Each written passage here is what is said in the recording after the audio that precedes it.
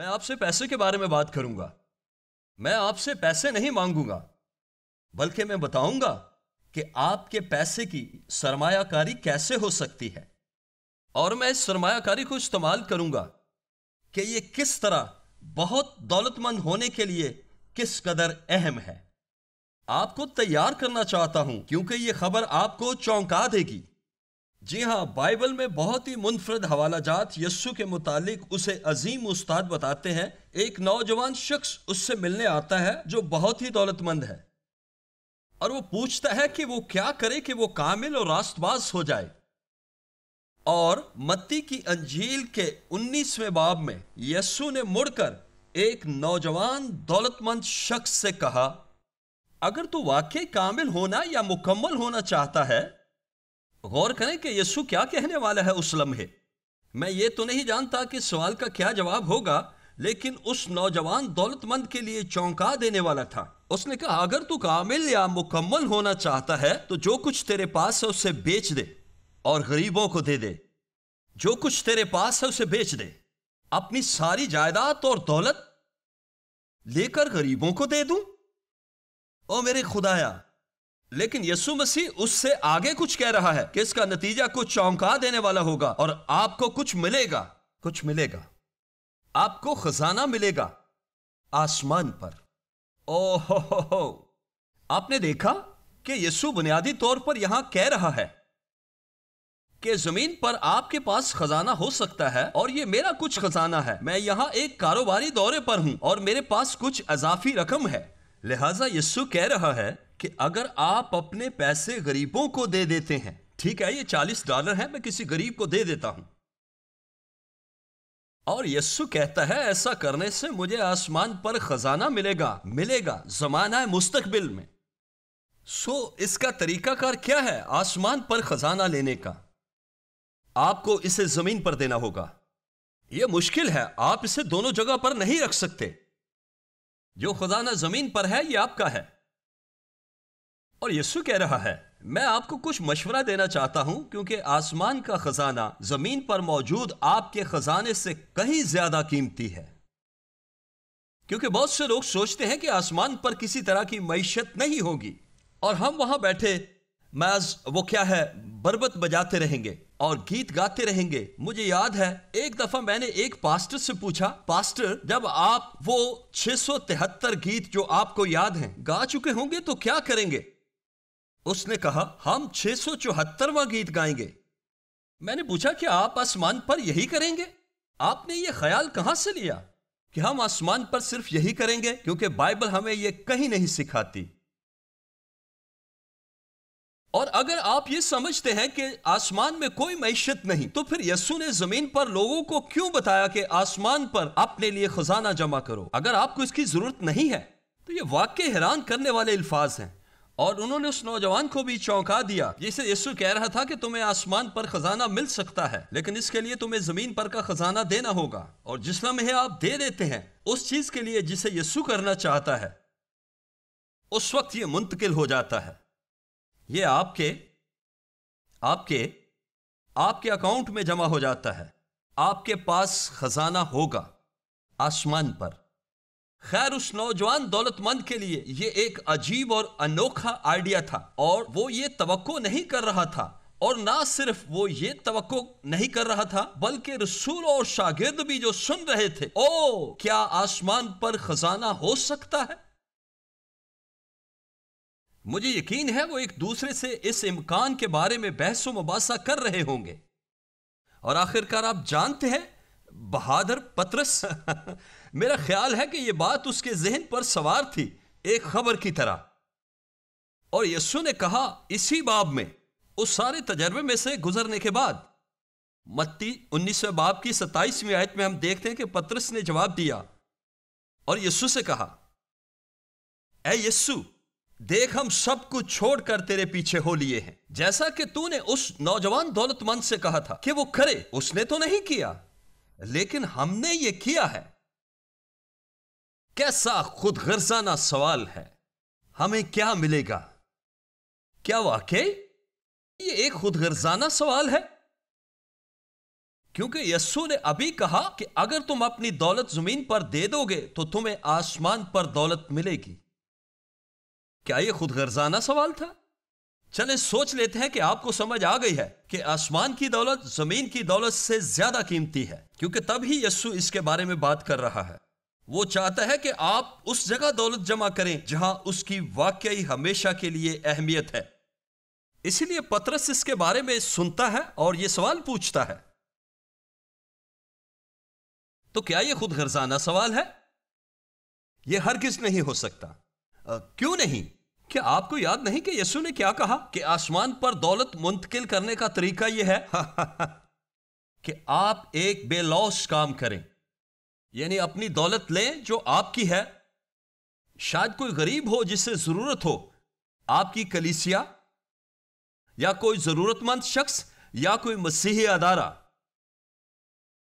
مطلب یہ ہے کہ جب آپ اپنی رقم کسی ایسی جگہ دیتے ہیں جہاں خدا چاہتا ہے تو آسمان اسے لے لیتا ہے اور اسے منتقل کر لیتا ہے، اور یہ آپ کے آسمانی اکاؤنٹ میں چلی جاتی ہے۔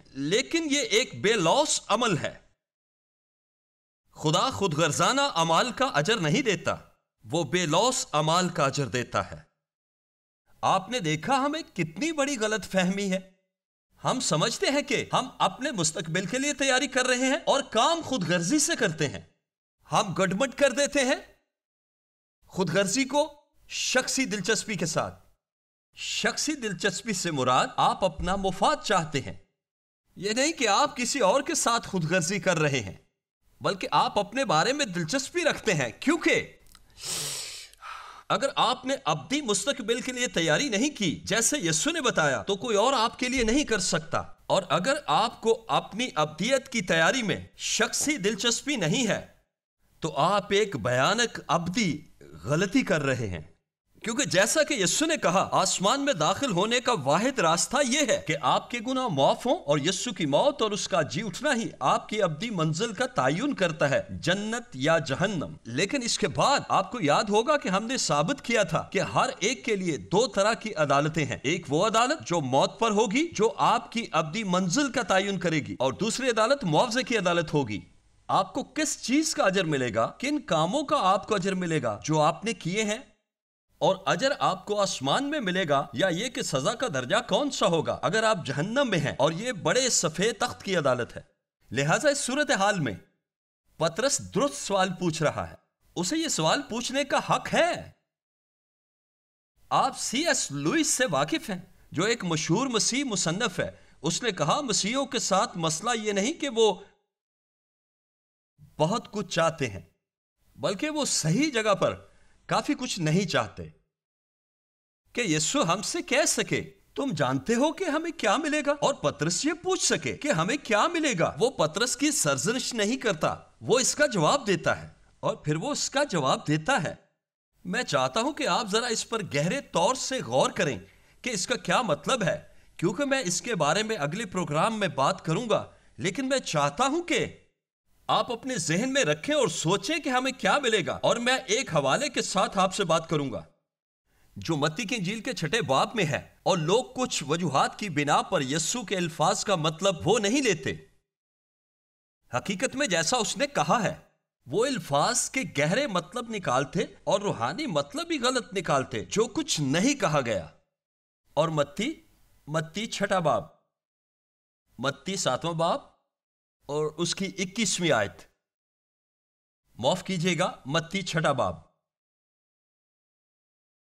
لہذا متی کی انجیل 6 باب اور 19ویں آیت، اس واس کے درمیان میں جو اس قدر زندگی تبدیل کرنے والا تھا، اس نے کہا اپنے لیے زمین پر مال جمع نہ کرو، اپنے لیے زمین پر خزانہ اور دولت جمع نہ کرو، اس واسطے زمین پر مال جمع نہ کرو، ایسا نہ کرو جہاں کیڑا اور زنگ خراب کرتا ہے اور جہاں چور نقب لگاتے اور چراتے ہیں۔ یہ نظریہ دراصل ایک حکم ہے، یہ ایک مشورہ لگتا ہے۔ آپ کو معلوم ہے کہ آپ زمین پر خزانہ جمع نہ کریں، لیکن در حقیقت یہ ایک حکم ہے۔ یہ آپ کو حکم دیتا ہے کہ آپ زمین پر اپنے لیے خزانے جمع نہ کرو، اور یونانی لفظ کا مطلب ہے جمع کرتے نہ رہیں، مال بناتے ہی نہ جائیں، اپنے لیے زمین پر مال جمع نہ کرو۔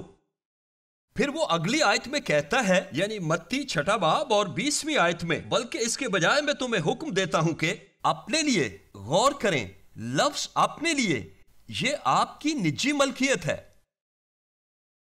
آپ کے لیے، بلکہ اپنے لیے آسمان پر مال جمع کرو، جہاں نہ کیڑا خراب کرتا ہے، نہ زنگ، اور نہ وہاں پر چور نقب لگاتے اور چراتے ہیں۔ یہاں نقطہ کیا ہے؟ نقطہ یہ ہے کہ مسیح آپ کو حکم دے رہا ہے کہ اپنی ابدیت کے لیے تیاری کریں۔ آپ کی ابدیت زمین پر نہیں، آپ کی ابدیت وہ جگہ ہے جس کے ذریعے آپ اپنی ابدیت کے لیے تیاری کرتے ہیں۔ آپ مانیں یا نہ مانیں، یہ دولت کا اجر کمایا جاتا ہے، کمایا جاتا ہے۔ یہ کمایا اس طرح جاتا ہے کہ آپ پیسے کماتے ہیں اور پھر انہیں خراج کر دیتے ہیں اچھے مقاصد کے لیے، لوگوں کو، کلیسیاؤں کو، جہاں خدا چاہتا ہے کہ آپ دیں۔ اور جب آپ ایسا کرتے ہیں تو دولت منتقل ہوتی ہے یہاں سے وہاں۔ یہی کرنے کے لیے یسوع حکم دیتا ہے۔ ایک دفعہ ایک پاسٹر میرے پاس آیا اور کہا، کیا آپ یقین رکھتے ہیں کہ خدا چاہتا ہے کہ آپ دولت مند ہو؟ میں نے کہا، یقیناً آپ ایسا مانتے ہیں؟ یقیناً۔ حقیقت میں میرا ایمان ہے کہ خدا آپ کو حکم دیتا ہے کہ آپ دولت مند ہوں۔ حکم دیتا ہے؟ جی ہاں، وہ آپ کو حکم دیتا ہے کہ وہ آپ کے لیے آپ کی نجی ملکیت ہے، وہ خزانہ ہے آسمان پر۔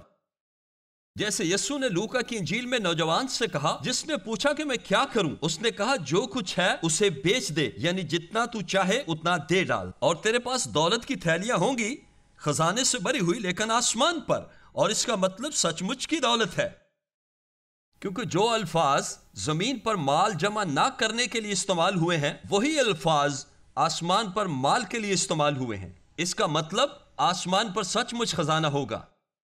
اور سمجھنے کا نقطہ یہ ہے کہ مسیح چاہتا ہے کہ آپ کا آسمان میں ایک حیران کن داخلہ ہو۔ آپ نجات کے ذریعے آسمان میں داخل ہوں تو اس کے بعد اجر ملنے کی باری دوسری طرف ہے۔ جو کچھ آپ نے زمین پر رہتے ہوئے کمایا، اس کی بنیاد پر اجر ہے۔ جی ہاں، یہ بات کچھ آگے جاتی ہے اور بتاتی ہے کہ یسوع کہتا ہے کہ نہیں، کوئی بھی 2 مالکوں کی خدمت نہیں کر سکتا۔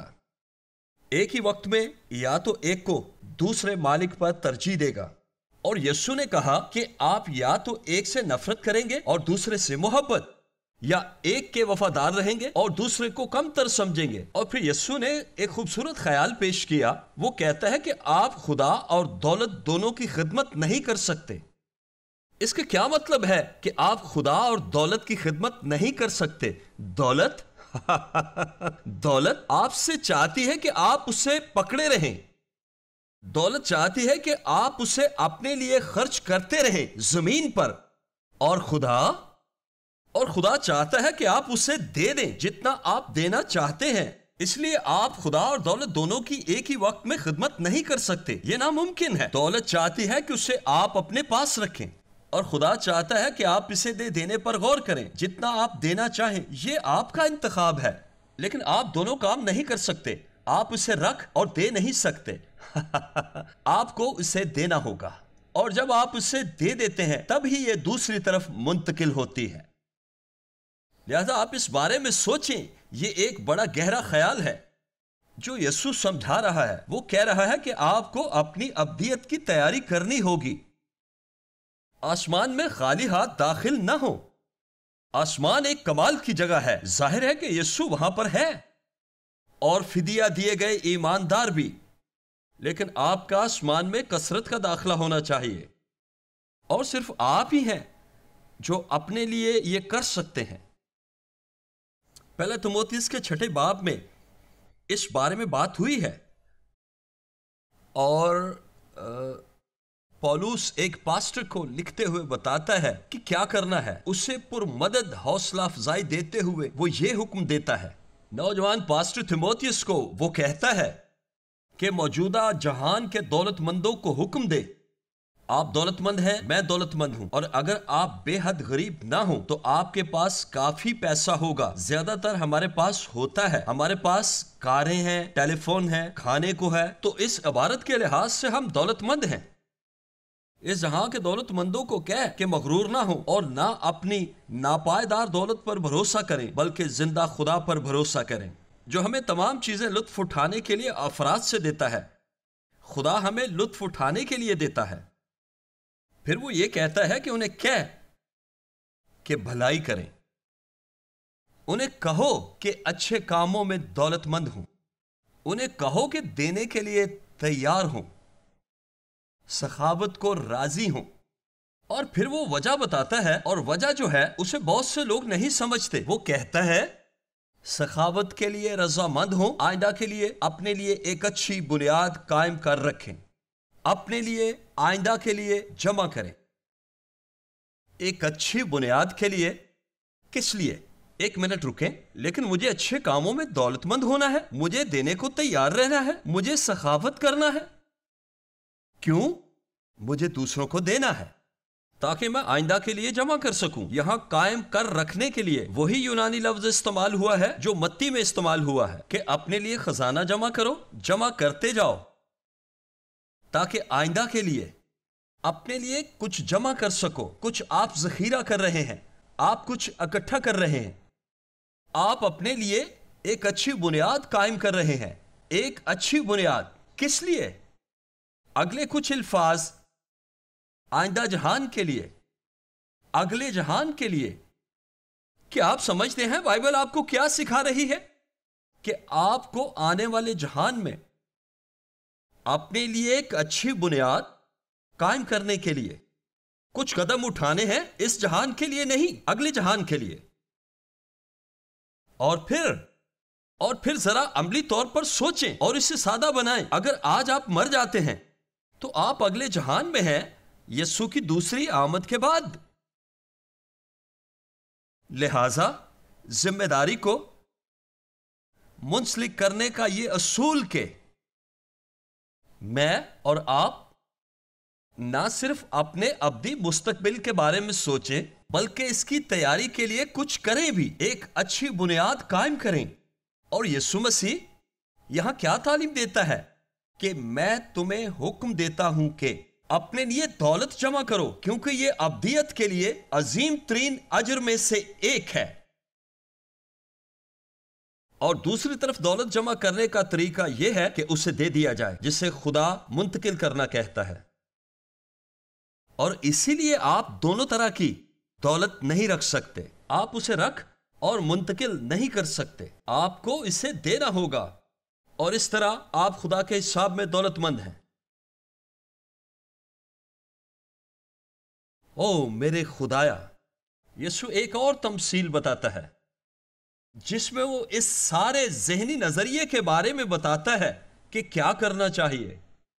لوکا کی انجیل کے 12ویں باب میں یہ کہانی ہمیں بتاتی ہے، بلکہ وہ یہ کہانی خود بتاتا ہے تاکہ لوگوں کو قائل کرے کہ انہوں نے ابدیت کے لیے تیاری کرنی ہے۔ لوکا کی انجیل کے 12ویں باب میں یہ کہانی بتائی گئی ہے۔ ایک بہت ہی دولت مند شخص تھا جس کا کاروباری سال بے حد اچھا رہا، اور یہ کہانی بتاتی ہے کہ اس نے اس بارے میں کیسے سوچا اور کیسے عمل کیا، اور وہ کیا کہتا ہے۔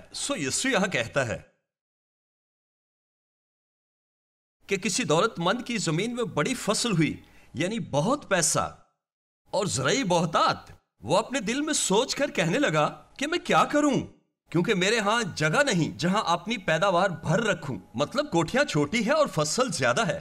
اس نے کہا میں یوں کروں گا کہ اپنی کوٹھیاں ڈھا کر ان سے بڑی بناؤں گا، اور ان میں اپنا سارا اناج اور مال بھر رکھوں گا، اور اپنی جان سے کہوں گا۔ دولت مند کسان نے کہا او اے جان، تیرے پاس بہت برسوں کے لیے بہت سا مال جمع ہے۔ یہ وہی لفظ ہے جو خزانہ جمع کرنے کے لیے استعمال ہوا ہے۔ بہت سالوں کے لیے مال جمع ہے، سو چین کر، کھا پی اور خوش رہ۔